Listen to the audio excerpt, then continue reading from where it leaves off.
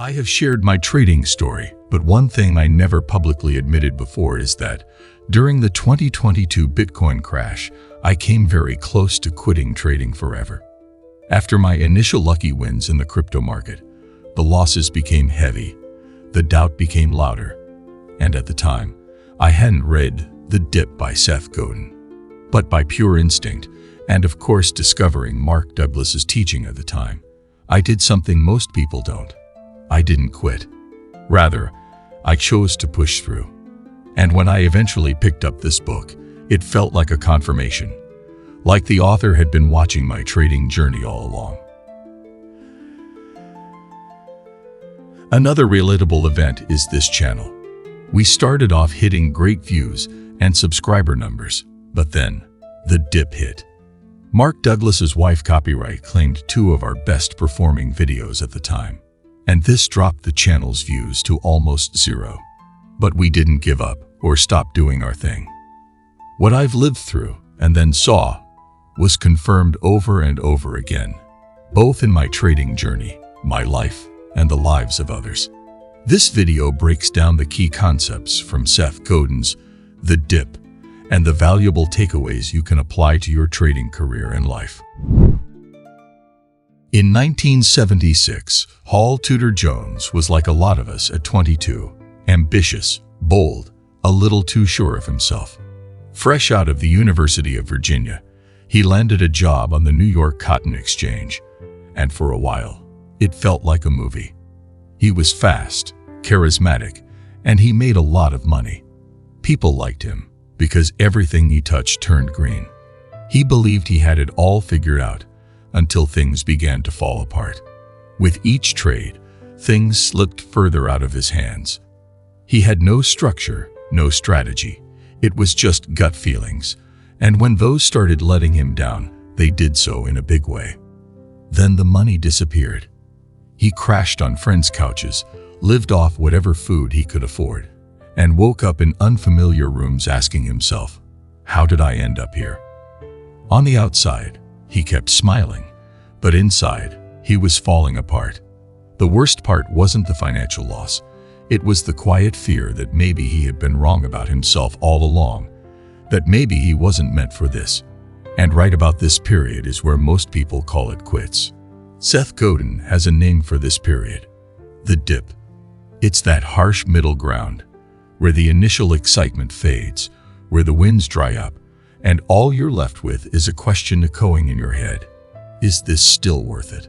Paul Tudor Jones didn't walk away, not because he was fearless or because he had a grand plan, but because somewhere in the back of his mind, something small whispered, "You haven't learned what you need to yet." So he started again, quietly, and this time with humility. He stopped guessing and started documenting.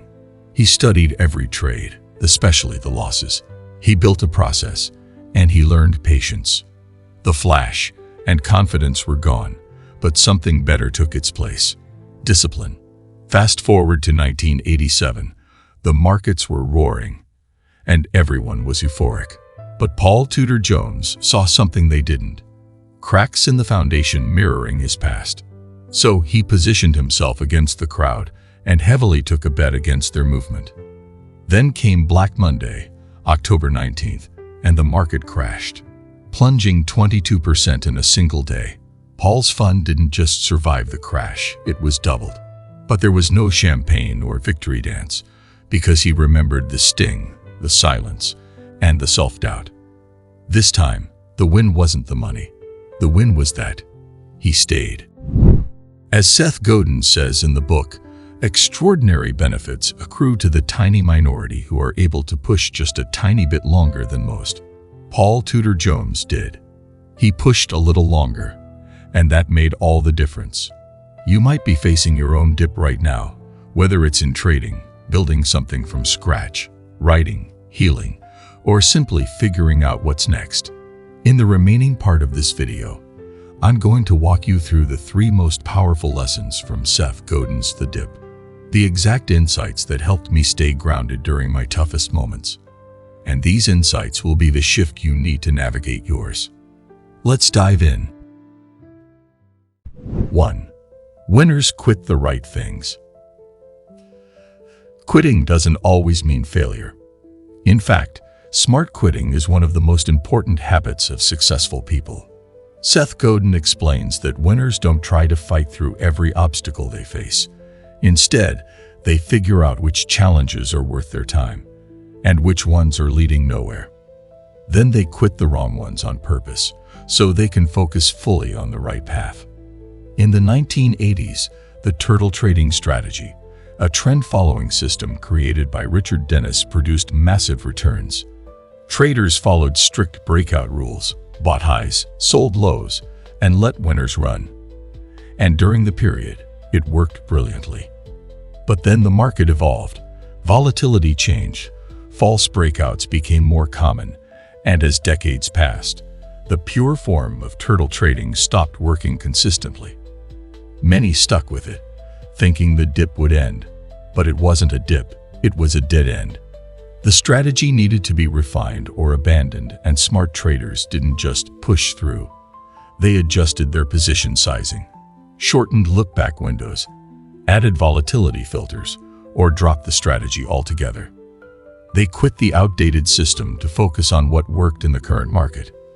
You need to understand that every goal comes with challenges, and some of those challenges are dips, the tough periods that are supposed to be hard. Other times, though, you might not be in a dip, but at a dead end. And no matter how hard you work, nothing's going to change, because the problem isn't that you need to push harder, it's that you're on the wrong path altogether. So, how do you recognize when and how to quit the right things? According to Seth Godin, recognizing the dead end comes down to understanding the difference between temporary difficulty and permanent limitation. And here are the 5 ways he suggested to identify a dead end. 1. No matter what you do, nothing improves. If you've tried different approaches, increased your effort, refined your skills, and there's still no meaningful progress, you may not be in a dip. You might be stuck in a dead end. The dip rewards extra effort. A dead end doesn't care. 2. There's no long-term upside. If the path you are on leads to a place that doesn't align with your goals, no matter how long you stay on it, that's a dead end. The question you ask is, even if I push through, do I actually want what's on the other side? 3. You're only sticking with it out of fear or out of habit. If you're staying because you're afraid to start over, or because you've already invested time, money, or pride, not because the path still has real potential, you're likely in a dead end. This is also known as the sunk cost fallacy, which simply means staying simply because you've already stayed. 4. You're not getting better. In a dip, your skills are growing, even if results aren't immediate. But in a dead end, you're stagnant. There is no challenge, no learning, and no improvement. If there's no growth, there's no point in staying. 5. The market doesn't care. Sometimes you're offering something, a strategy, a service, or a product that the world just doesn't want anymore, or not enough to make it worth your time and energy. If you're not getting traction, feedback, or interest despite effort and quality, you may be in a dead end. When you recognize a dead end and quit it early, you free up your time, energy, and focus. That gives you the resources to go all in on something that actually has long-term value. It also helps you face an uncomfortable truth. If something isn't working, it might be because you still have skills to build or blind spots to fix. So, quitting the wrong thing isn't giving up. It's choosing to grow in a better direction. In short, winners quit strategically, not out of fear or frustration, but with purpose. But how do you know if you're a winner? This is what the second point explains brilliantly. 2. The dip is the audition for greatness. There's something I've noticed people don't like to tell others, and it is when you start chasing a goal that actually matters, whether you're trading, building, creating, or just trying to level up your life. At some point, you're going to hit the dip. It's that phase where things stop working, where your momentum slows down, your motivation evaporates, and quitting feels a lot easier than pushing forward. For me, I've had many of such, and one of those moments came during the 2022 Bitcoin crash, and this very channel has gone through its own dip. But in all of this, the decision was to keep showing up, because I started to understand something critical which the book confirmed. This isn't failure, this is the audition. Every worthwhile goal has a dip, but it's not an obstacle, it's a filter. It's what separates the people who like the idea of winning from the people willing to endure long enough to earn it. And when you get to the other side, that's where the real rewards are. Not just financial, but mastery, momentum, and confidence that's earned, not one that's guessed. So if you're stuck right now with your trading, building, writing, healing, or whatever your thing is, ask yourself, am I really done, or am I just in the dip? The truth is, it doesn't feel hard because you're wrong. It feels hard because you're close. And sometimes, all it takes is staying just a little longer than most. That's what Paul Tudor Jones did. That's what I did. That's what we did on this channel. And it is what you can do too. Because if it were easy, everyone would have it. But since it's not, you just might be one of the few who ends up having it. And why you need to be that person is what comes next. 3. Be the best in the world at something. Let me ask you, do you remember the best student in your high school? You most possibly do. What about that student that is just there, who's neither bad nor good at anything? Your answer is likely a no, because I'm not sure many people will remember me as their classmate in high school because I was average. Average is a crowded place to be. It's a forgettable place, and it's replaceable. Excellence, on the other hand, gets attention, and it earns trust. Think about your favorite local restaurant, that one place you will recommend to everyone, not because it has the longest menu, but because they do one thing really well. Maybe it is their rice, their steak, or their pizza. Whatever it is, they own it. And because of that, they stand out. Now imagine if they tried to do a little bit of everything. Burgers, sushi, pancakes, pasta. They will definitely blend in, but they will be average, and the problem with average is, it's the enemy of impact.